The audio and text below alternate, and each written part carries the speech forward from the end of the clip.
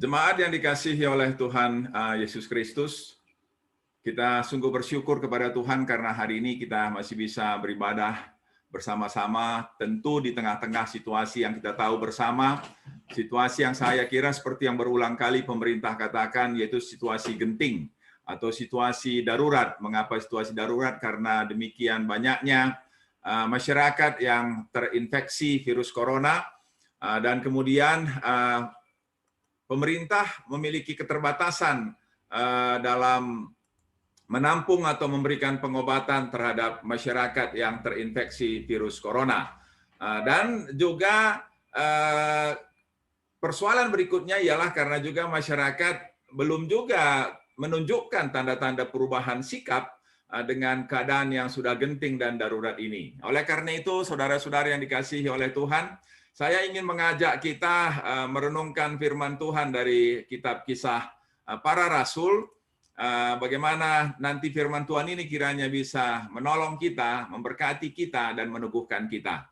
Sebagai pengantar, saya ingin menyampaikan beberapa hal mengenai kitab Kisah Para Rasul ini. Saya mendapat tema baru dari Kisah Para Rasul yang bisa saya sebut dengan bukan hanya ini, melainkan itu juga, atau temanya bisa juga ialah yang lain pun. Mengapa saya katakan demikian? Kalau kita perhatikan 28 pasal dari kitab Kisah Para Rasul ini, bukan hanya bicara soal Rasul Petrus. Itu pasal 1 sampai dengan pasal 8. Tapi juga berbicara tentang Rasul Paulus. Kitab ini bukan hanya bicara tentang Yerusalem sebagai pusat gereja, tapi juga bicara tentang Antioquia sebagai pusat gereja. Lalu juga kitab ini bukan hanya bicara tentang misi, tapi juga bicara tentang gereja. Dan yang mau kita bahas hari ini ialah kitab ini tidak hanya bicara tentang apa yang rasul-rasul lakukan, tidak hanya bicara tentang iman para rasul, tapi bicara juga tentang iman jemaat. Tentang apa yang dilakukan oleh jemaat. Dan bagian inilah yang mau kita renungkan pada hari ini. Bagian teks firman Tuhannya ialah dari Kisah Rasul pasal 4, ayat 23 sampai dengan 31, saya akan membacakannya bagi jemaat Tuhan. Kisah Rasul pasal 4 ayat 23 sampai dengan 31, demikianlah firman Tuhan. Sesudah dilepaskan, pergilah Petrus dan Yohanes kepada teman-teman mereka, lalu mereka menceritakan segala sesuatu yang dikatakan imam-imam kepala dan tua-tua kepada mereka. Ketika teman-teman mereka mendengar hal itu, berserulah mereka bersama-sama kepada Allah, katanya, "Ya Tuhan, Engkaulah yang menjadikan langit dan bumi, laut dan segala isinya.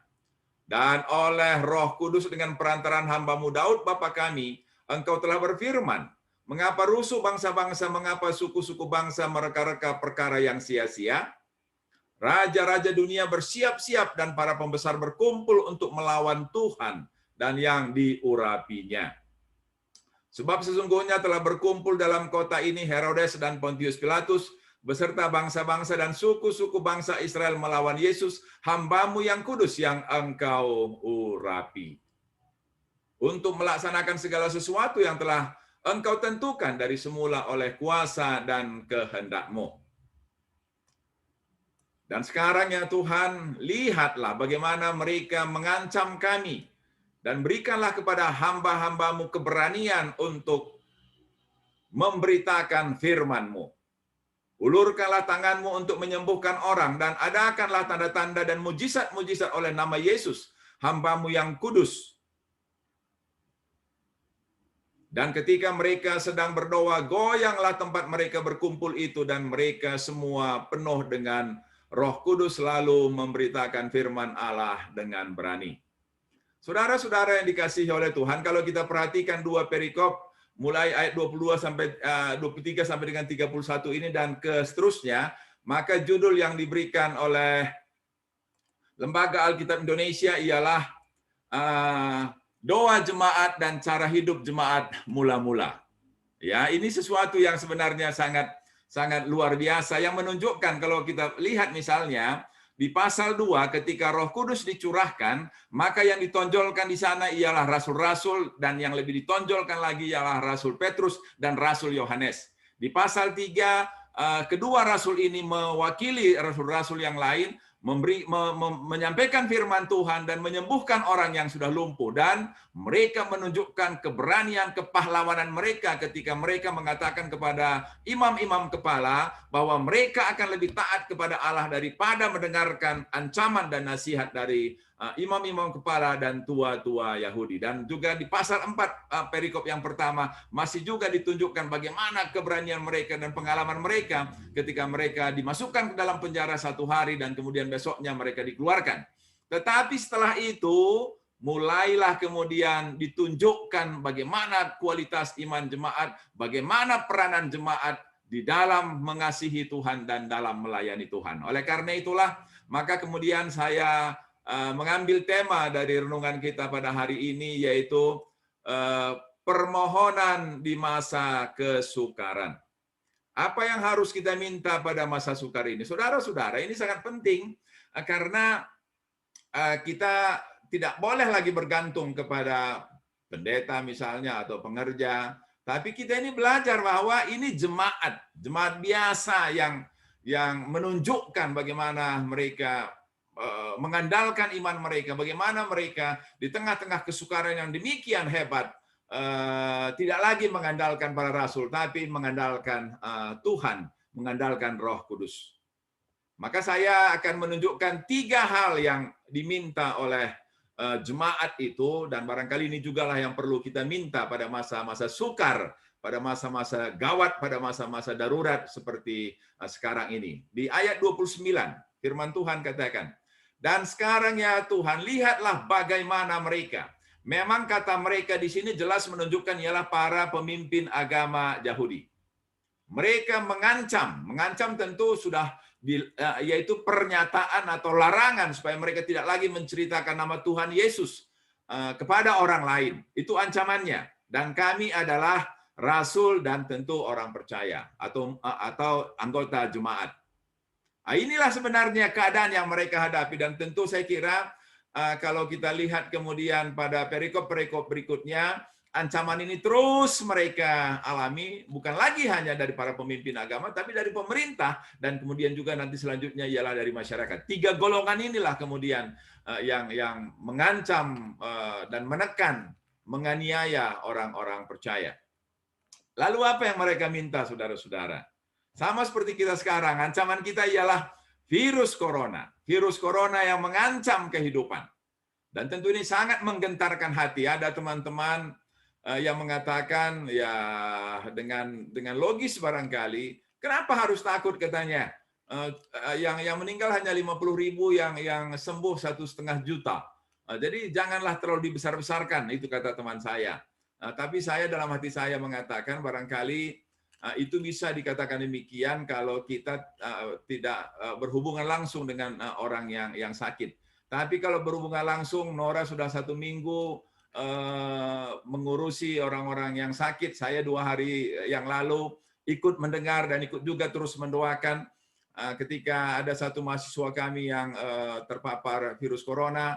Hari Kamis malam masuk ke Advent, kemudian hari Jumat mengalami penurunan, sore terus mengalami drop, lalu kemudian pukul 10 malam kami doa berantai setiap 5 menit, kemudian saya ikut mulai dari pukul 10, karena teman-teman yang lain sudah keletihan dan tidur, ya mungkin 3-4 keluarga kami yang berdoa.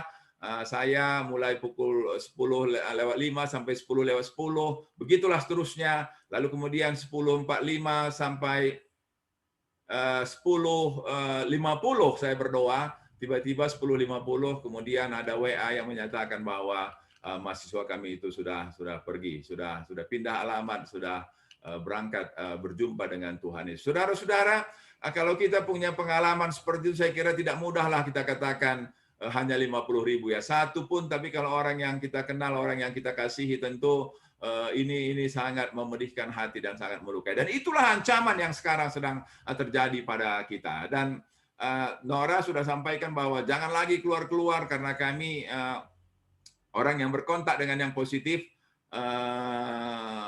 tidak boleh juga sebenarnya harus keluar rumah. Tapi tadi pagi matahari cukup baik di kampus kami sehingga saya bujuk juga lah Nora, bagaimana kita keluarlah sebentar, ini matahari sedang terik.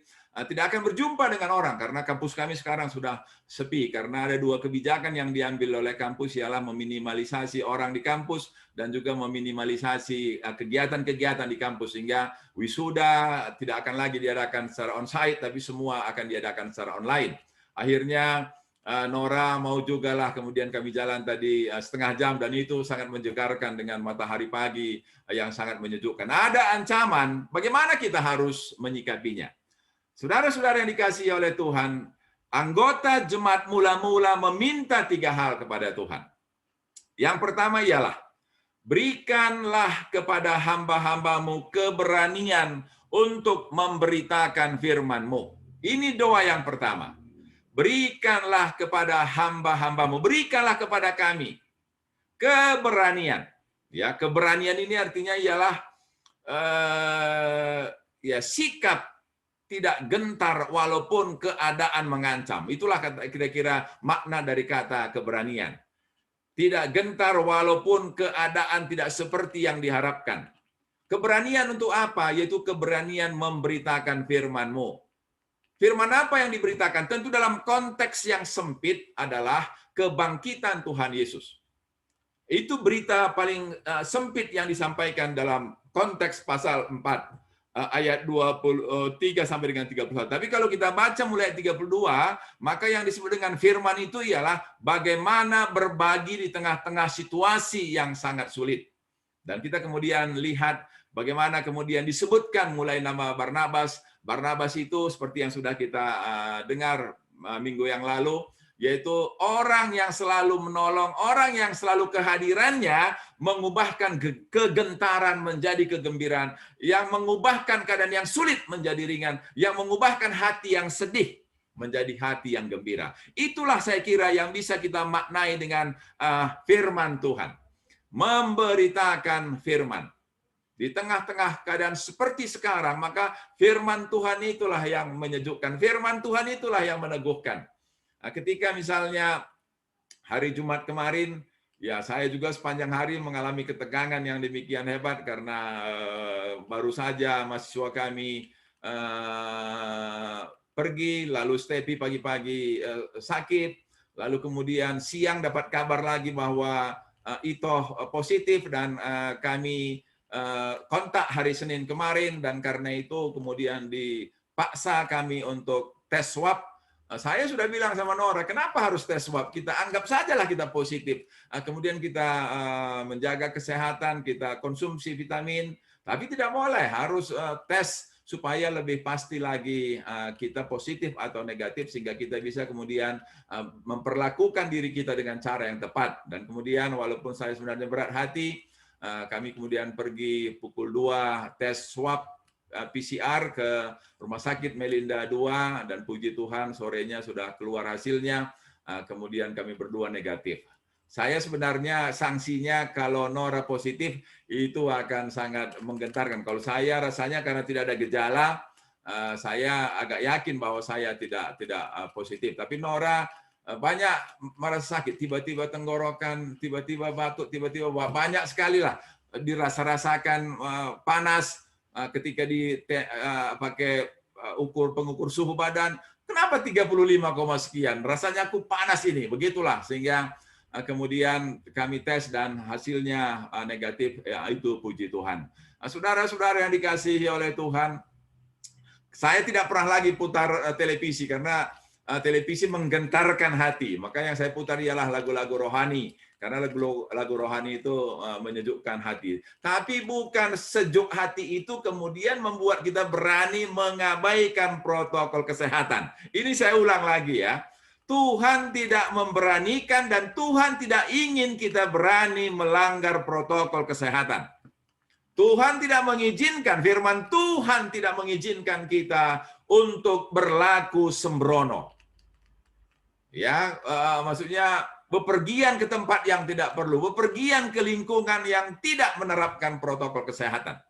Saudara-saudara, saya bilang ke teman-teman, karena ada juga teman-teman yang kurang peduli, ya, maka saya bilang begini, Anda memang punya iman, Anda punya keberanian, tetapi orang-orang yang mencintai Anda belum tentu seperti Anda. Kalau kejadian kepada Anda, orang-orang yang mengasihi Anda akan hancur hatinya. Barangkali Anda tidak hancur hatinya, tetapi orang-orang di sekitar Anda akan hancur hatinya. Oleh karena itu, jangan hanya memikirkan diri sendiri, tapi pikirkan jugalah orang-orang yang mencintai kita, pikirkan jugalah orang-orang yang mengasihi kita. Jadi itu yang pertama, saudara-saudara yang dikasihi oleh Tuhan. Lalu yang kedua ialah firman yang diminta oleh jemaat itu, yang kedua ialah ayat 30. Ulurkanlah tanganmu untuk menyembuhkan orang. Ulurkanlah tanganmu untuk menyembuhkan orang. Saudara-saudara, inilah yang diminta oleh jemaat. Dan ini juga mengajarkan satu doktrin, satu teologi kepada kita, bahwa doa itu berkuasa untuk menyembuhkan orang. Dan juga kita tetap percaya bahwa kuasa Tuhan yang menyembuhkan orang bisa melalui orang lain, bisa melalui dokter, bisa melalui obat farmasi atau obat herbal, obat tradisional, bisa melalui apa saja. Tapi yang melakukan semua itu ialah Tuhan Yesus sendiri. Oleh karena itulah, saya senang tadi ketika Mama Darren bersaksi, ada orang-orang yang terlibat, tetapi semua intinya Tuhan Yesuslah yang menyembuhkan. Karena kalau Tuhan Yesus tidak campur tangan, saudara-saudara, obat apapun yang kita konsumsi, orang seahli apapun yang memberikan nasihat kepada kita, tidak menjadi jaminan. Oleh karena itulah, selalu kita minta supaya Tuhan Yesuslah yang memberikan kesembuhan. Dan kalau sembuh, maka kita pujilah nama Tuhan Yesus, karena dialah yang memberikan kesembuhan. Kalau kami bisa negatif, maka yang kemudian saya sebutkan ialah terima kasih Tuhan Yesus karena kami bisa negatif, karena kami bisa sehat, karena kami bisa dijamah dan disembuhkan oleh Tuhan. Memang banyak konsumsi yang kami terima ya. Pendeta Tarigan tawarkan Samsu apa itu kampung Nelson itu ya.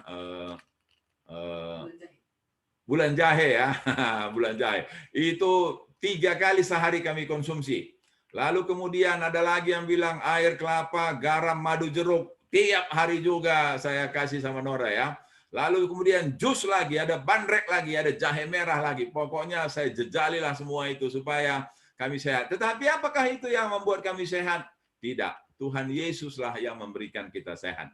Dan semua itu hanya alatnya. Ada vitamin-vitamin kita konsumsi. Tetapi kalau tidak ada berkat Tuhan, tidak akan membawa kesembuhan. Itulah iman kita, saudara-saudara yang dikasih oleh Tuhan. Oleh karena itu juga lah yang kita minta. Tuhan, ulurkanlah tanganmu untuk semua jemaat kami supaya sembuhlah.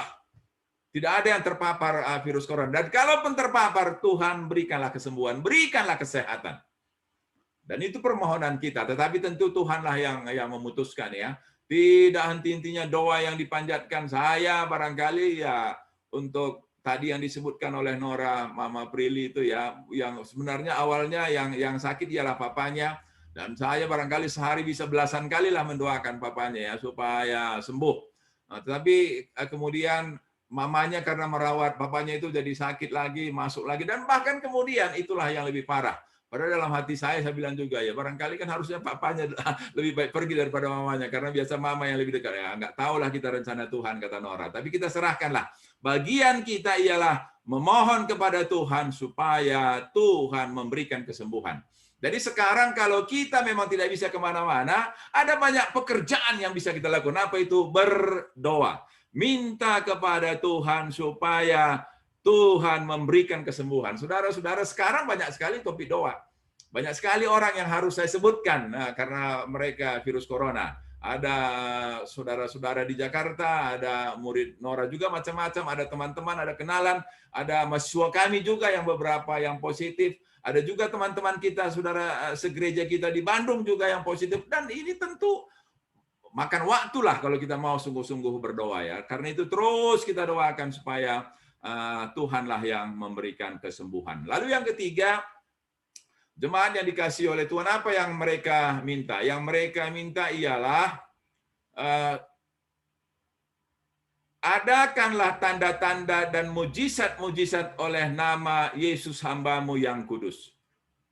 Nah, saudara-saudara, ini memang menjadi persoalan. Banyak juga orang Kristen sekarang atau ada teologi-teologi yang mengatakan bahwa mujizat hanya berlaku pada masa Tuhan Yesus ada, dan tidak lagi berlaku pada masa sekarang. Karena pada masa sekarang Tuhan sudah memberkati otak manusia, dan otak manusia melahirkan pengetahuan, dan pengetahuan melahirkan teknologi, dan teknologi itulah yang kemudian bisa memberikan pertolongan kepada manusia, sehingga manusia bisa hidup dalam damai dan sejahtera. Tetapi Tuhan Yesus sendiri mengatakan dalam kitab Ibrani bahwa kuasanya sama dahulu, sekarang, dan sampai dengan selama-lamanya. Kalau dulu Tuhan bisa buat mujizat, hari ini pun Tuhan bisa buat mujizat. Itu keyakinan kita.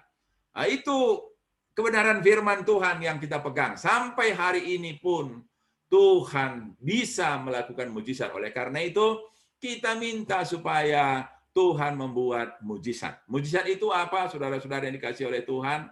Tadi Mama Darren sudah bersaksi bahwa Darren itu bisa pulang hari Sabtu. Dalam waktu berapa jam tiba-tiba trombositnya bisa meningkat demikian cepat. Itu mujizat.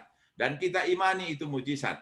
Nah, kalau Nora bisa negatif padahal dia selalu ke rumah sakit, berjumpa dengan banyak orang sakit, juga pasien-pasiennya di Hermina on-site ketika berkonsultasi, bisa negatif, itu pun bagi saya mujizat Tuhan. Oleh karena itu, terus kita harapkan mujizat Tuhan terjadi dalam hidup kita, terjadi dalam pekerjaan kita, terjadi juga dalam gereja kita, bahkan terjadi di tengah-tengah bangsa kita. Kami di Tiranus selalu ada yang membagikan informasi tentang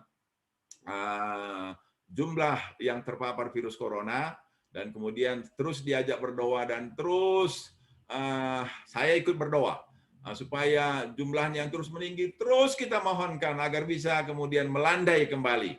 Walaupun ya 19.000, kemudian tiba-tiba 21.000, itu barangkali rekornya lah ya. Setelah itu agak turun lagi. Dan saya tadi pagi bilang sama Nora, bagaimana, apakah mungkin 1 minggu ini bisa melandai? Ya, secara ilmu kesehatan tidak mungkin, kata Nora. Tapi saya berdoa, mengharapkan mujizat Tuhan supaya ini kemudian bisa melandai. Tetapi kan sering kita tidak bisa mengerti jalan-jalannya Tuhan. Misalnya, barangkali dengan cara inilah Tuhan sedang mendidik masyarakat kita untuk mengenal, mengerti arti peradaban. Arti peradaban itu ialah cara hidup yang beradab ya. Cara hidup yang beradab itu ialah cara hidup yang salah satu misalnya mengikuti aturan, yang menghargai kehidupan, dan yang mengerti hukum sebab akibat. Tadi pagi ketika kami jalan di depan gerbang kampus kami juga, saya lihat ada orang yang ngobrol nggak pakai masker juga. Padahal situasi sudah darurat.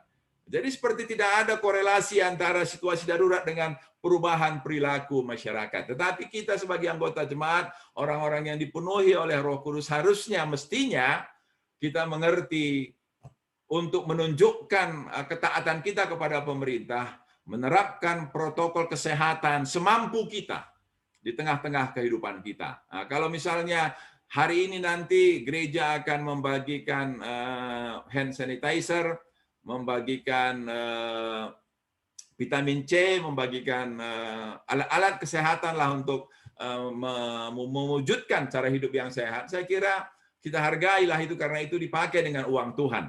Nah, maka mari kita terapkan protokol kesehatan, menjaga diri. Kalau tidak perlu, ya enggak usahlah dulu kita kumpul-kumpul ya, enggak usah pergi ke sana kemari yang tidak usah meninggalkan rumah kecuali untuk keperluan yang mendesak. Jadi jemaat yang dikasihi oleh Tuhan, bersama dengan jemaat mula-mula, anggota jemaat mula-mula, ketika mereka menghadapi bahaya yang mengancam, sama seperti kita, ketika kita menghadapi bahaya yang mengancam, 3 hal yang mereka minta. Nah, maka kita pun meminta 3 hal juga. Yang pertama ialah keberanian untuk menyatakan, untuk memberitakan firman Tuhan. Mari kita tetap percaya, berharap kepada kebenaran firman Tuhan. Membaca firman Tuhan dan mengandalkan, mengimani firman Tuhan. Bukan mengandalkan misalnya data-data, dan bukan mengandalkan informasi-informasi, tapi mengandalkan firman Tuhan supaya situasi hati dipengaruhi oleh firman, dan itulah yang mempengaruhi sikap kita terhadap keadaan. Jangan keadaan yang berombang-ambing, terus berubah-ubah, yang kadang-kadang sangat menggentarkan hati, masuk ke hati kita, dan kemudian keadaan dari luar, itulah yang mengacaukan hati kita. Mestinya hati kita dikuasai oleh firman, maka hati itu mempengaruhi sikap kita terhadap keadaan yang kacau. Yang sering kali orang-orang membuat ilustrasi seperti seekor burung yang hinggap di satu batu karang di pinggir laut yang dihantam oleh ombak yang keras, tapi dia tenang saja karena dia berada di dalam batu karang yang teguh. Maka biarkanlah kita juga berada di dalam kuasa tangan Tuhan Yesus yang maha perkasa, maha kuat dan maha kuasa, sehingga walaupun situasi menggentarkan hati, kita tenang bersama-sama dengan Tuhan. Lalu yang kedua ialah kita mohonkan supaya Tuhan memberikan kesembuhan kepada yang sakit dan juga memberikan kesehatan kepada yang sehat, sehingga semua kita bisa selamat sampai kemudian pandemi ini berlalu. Dan kemudian yang ketiga ialah kita mohonkan supaya Tuhan adakan mujizat, sesuatu yang tidak masuk akal. Misalnya supaya pandemi segera berakhir. Itu doa kita. Kalau kita sepakat, sebagaimana Tuhan Yesus katakan, bila 2 atau 3 orang di antara kamu sepakat, maka apapun yang kamu minta, bahkan gunung pun bisa bergeser. Oleh karena itu, mari kita sepakat berdoa supaya pandemi segera berakhir. Dan mari kita sepakat berdoa supaya firman Tuhan yang tadi sudah disampaikan dari Mazmur 91, agar kita dihindarkan dari malapetaka dan mara bahaya. Dan kita dengan tenang teduh bisa melewati masa-masa yang sukar sekarang ini. Itulah 3 hal yang diminta oleh jemaat mula-mula, dan itulah juga yang kita minta hari-hari sekarang dan ke hari-hari yang akan datang, supaya diberikan kepada kita, sehingga bisalah kita melewati keadaan ini dengan penuh sukacita. Oleh karena itu, saudara-saudara yang dikasihi oleh Tuhan, kalau jemaat mula-mula meminta 3 hal itu, kita pun meminta, maka artinya ialah mari kita mengimani firman Tuhan, mari kita menerapkan firman Tuhan, dan membiarkan cara berpikir firman Tuhanlah yang mempengaruhi kita. Salah satu bentuk cara berpikir atau logika iman itu ialah seperti yang dikatakan oleh anak kita Fania tadi, tidak masuk ke SMA 2 dan masuk ke Santa Maria. Itu artinya bahwa pilihan manusia ke SMA 2, tapi pilihan Tuhan ialah ke Santa Maria. Itu logika iman, dan itulah yang kita ikuti. Walaupun barangkali orang mengeja, itu kan karena kamu nggak dapat itu, maka kamu anggap yang kamu dapat yang lebih kecil itu lebih indah. Barangkali begitu logika manusia, tapi biarkanlah logika iman yang menguasai kita. Apa yang kemudian Tuhan beri, itulah yang kita syukuri, dan itulah yang terbaik. Walaupun kita belum mengerti, tapi pada akhirnya nanti kita akan melihat apa yang Tuhan berikan, pasti akan memberikan kebahagiaan, memberikan kebaikan kepada kita semuanya. Kiranya firman Tuhan ini menolong kita, menguatkan kita, meneguhkan hati kita, sehingga pada masa-masa sukar ini kita mengandalkan firman Tuhan dan hidup dalam firman Tuhan. Tuhan Yesus memberkati. Amin.